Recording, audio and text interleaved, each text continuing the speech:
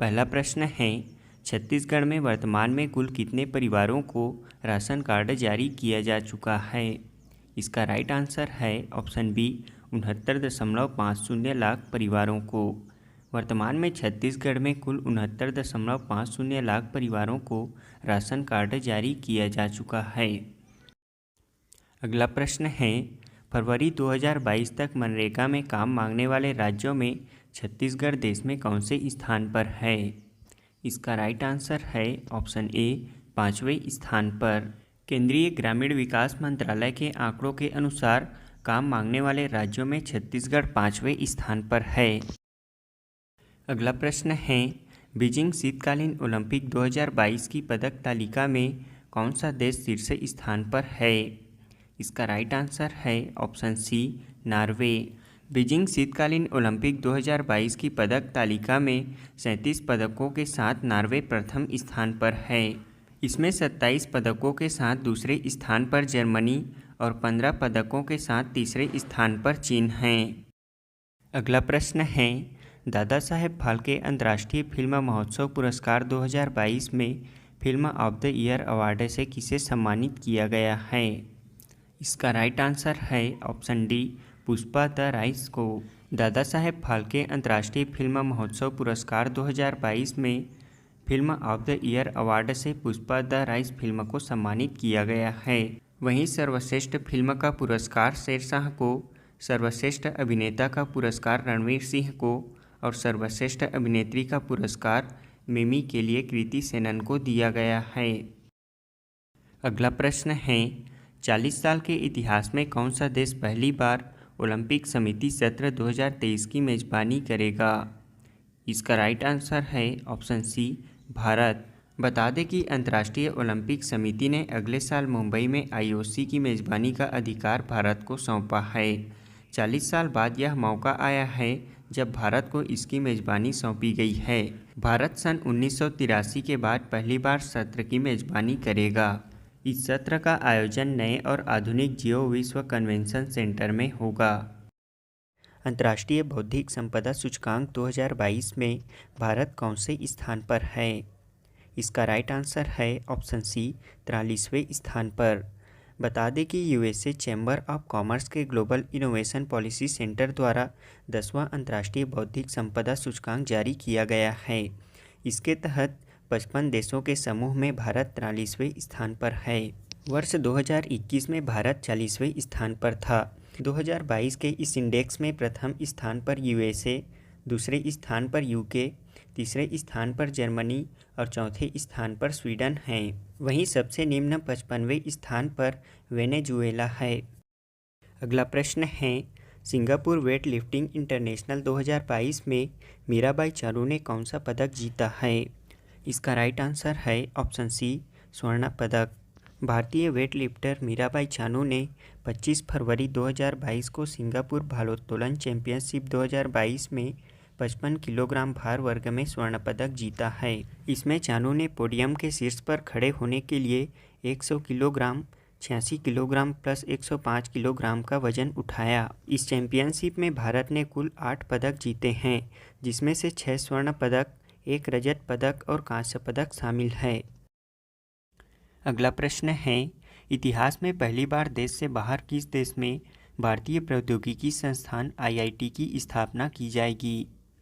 इसका right answer है option D संयुक्त अरब अमीरात में। इससे संयुक्त अरब अमीरात और भारत के बीच हस्ताक्षरित व्यापक आर्थिक भागीदारी समझौते सभी क्षेत्रों में संयुक्त रणनीतिक सहयोग के एक नए चरण की शुरुआत करेगा। अगला प्रश्न है, छत्तीसगढ़ का सुप्रसिद्ध ऐतिहासिक माता मावली मेला 2022 किस स्थान पर आयोजित किया गया था?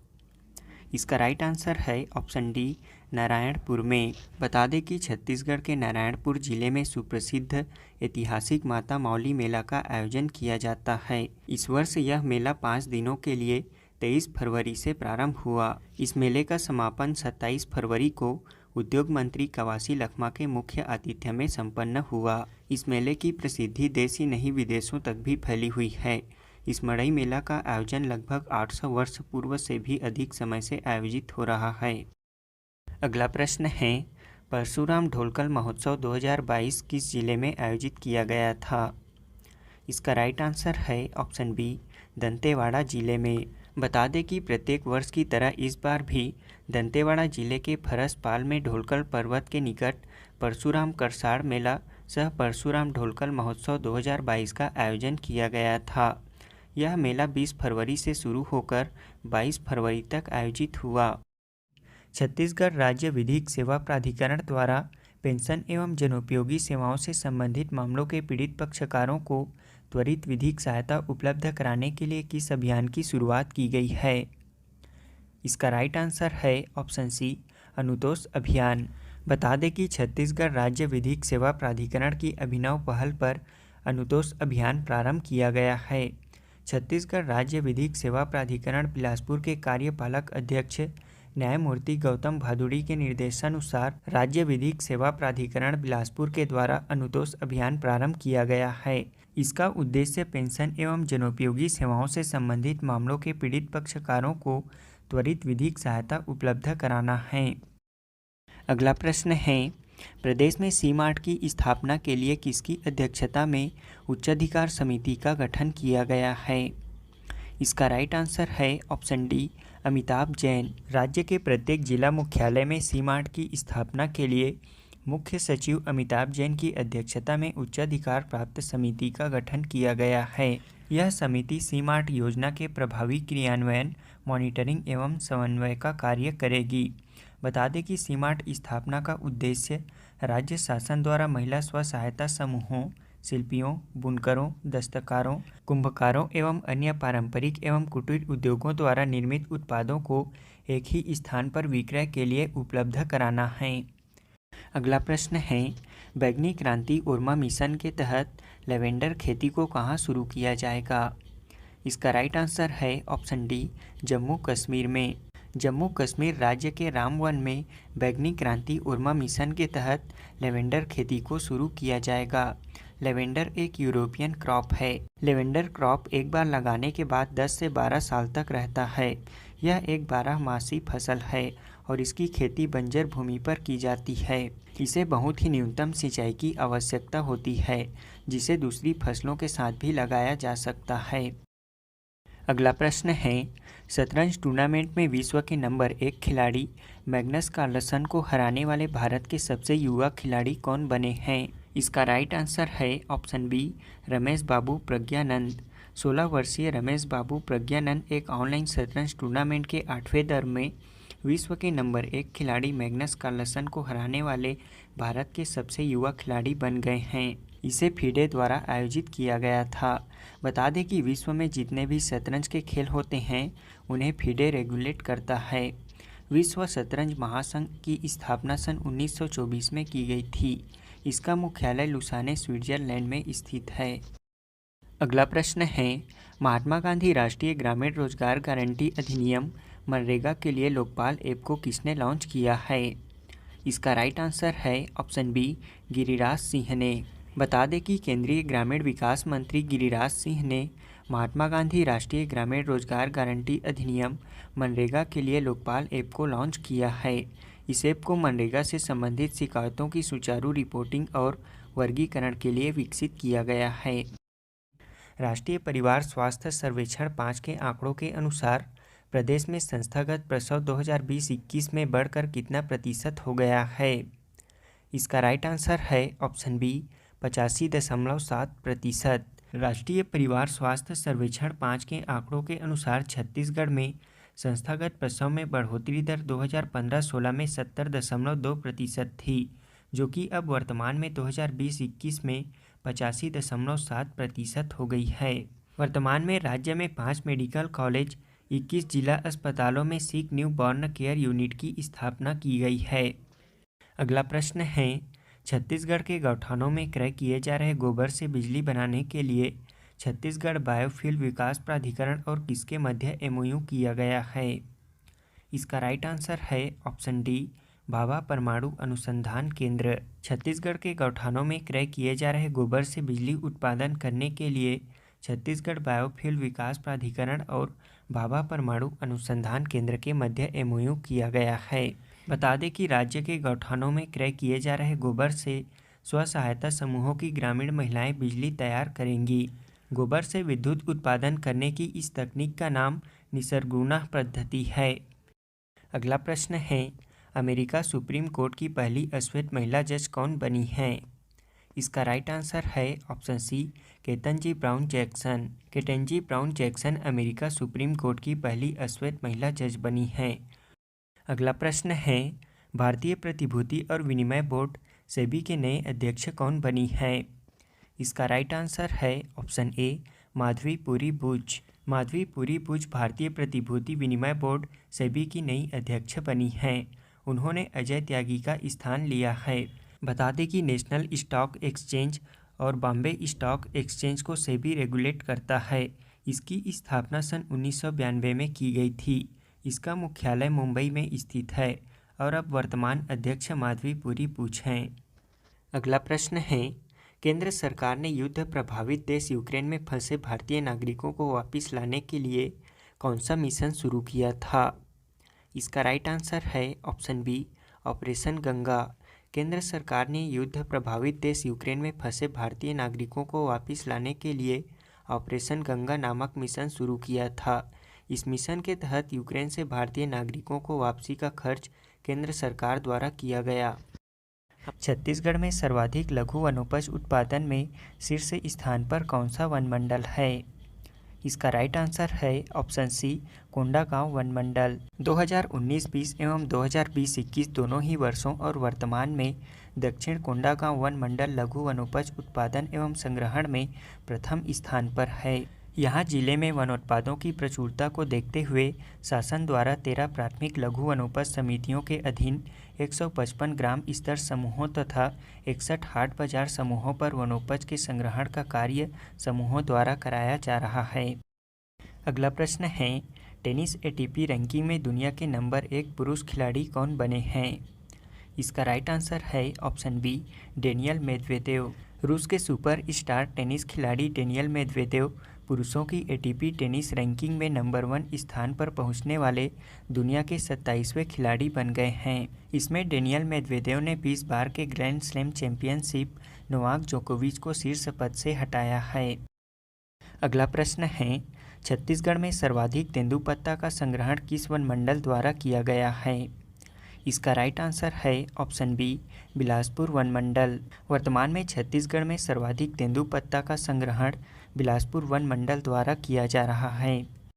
अगला प्रश्न है, विश्व पैरा तीरंदाजी चैंपियनशिप 2022 के व्यक्तिगत वर्ग में रजत पदक जीतने वाली पहली भारतीय खिलाड़ी कौन बनी है? इसका राइट आंसर है ऑप्शन सी, पूजा जात्यान। भारतीय पैरा तीरंदाज पूजा जात्यान ने पैरा विश्व चैंपियनशिप के व्यक्तिगत वर्ग में रजत पदक जीतकर इतिहास रची हैं। वे विश्व चैंपियनशिप में रजत पदक जीतने वाली पहली भारतीय खिलाड़ी बन गई हैं। मदनवाड़ा केस की जांच के लिए किसकी अध्यक्षता में समिति का गठन किया गया था? इसका राइट आंसर है ऑप्शन सी, शंभुनाथ श्रीवास्तव। राज्य में हुए मदनवाड़ा केस की जांच के लिए जस्टिस शंभुनाथ श्रीवास्तव की अध्यक्षता में समिति का गठन किया गया था। बता दें कि राजनांदगांव जिले के मदनवाड़ा में 12 जुलाई 2009 को हुए नक्सली हमले में तत्कालीन पुलिस अधीक्षक वीके चौबे सहित 25 पुलिसकर्मी शहीद हो गए थे। इसकी जांच के लिए इलाहाबाद उच्च न्यायालय के सेवानिवृत्त न्यायाधीश शंभुनाथ श्रीवास्तव की अध्यक्षता में एकल सदस्यीय समिति का गठन किया गया था, जिसने अपनी रिपोर्ट मुख्य सचिव अमिताभ जैन को सौंपी थी। इस एकल सदस्यीय आयोग का गठन 15 जनवरी 2020 को किया गया था। अगला प्रश्न है, कौशल्या मातृत्व योजना के तहत सामाजिक आर्थिक जनगणना में पात्र हितग्राहियों को द्वितीय संतान बालिका के जन्म पर कितने रुपए की एकमुश्त सहायता राशि प्रदान की जा रही है?